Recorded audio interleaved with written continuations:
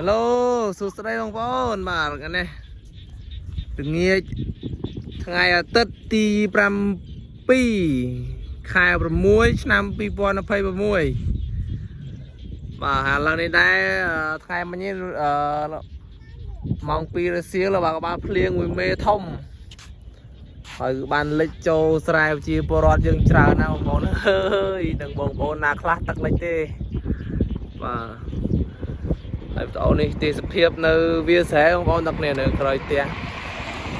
ទេសភាពស្អាតណាអែមចាក់ភ្នែកល្អបងប្អូនមកលេងអីមិននិយាយថាមិនទាស់ចិត្តណាណែឃើញទេហើយស៊ីជាមួយនឹងផ្លូវវាតក់ទៀតបងប្អូនអែមស្អាតណាតោះឥឡូវយើងដើរទៅមុខទាំងអស់គ្នាទៅមើលតទៀតបាទនេះជាទស្សនភាពនៅស្រុកស្រែជនបទរស់ស្អាតណាស់បងប្អូនទាំងគ្នាកុំលឿនពេកចាំកាមេរ៉ាផងបងប្អូនតួដើរទៅមុខអស់ហើយមិនភ្លៀងខ្លាំងណាស់ហ្នឹងបងប្អូនទាំងគ្នាថ្ងៃមិញភ្លៀងឡើងជោកភ្លៀងយូរដែរហ្នឹង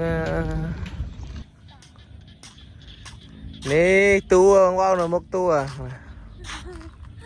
ទម្លេះតាណានមានតាណាណាអលេងណាចឹងអត់ចាប់ក្តាមទេអូ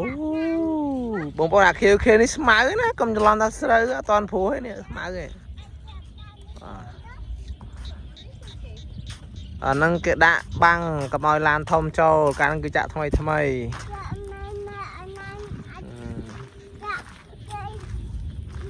្អាតណាជ្រងណាក៏ស្អាតដែរបងប្អូនទេសភាពម្នាក់បាទខាងនេះគេបានព្រោះស្រូវចាខាងនេះទឹកចូលប្រេះអែមហើយនឹងទៅដោះហ่ะបងប្អូនទាំងអស់គ្នាអូនម្នាក់មើលបាយម្នាក់មើលវ៉ាវ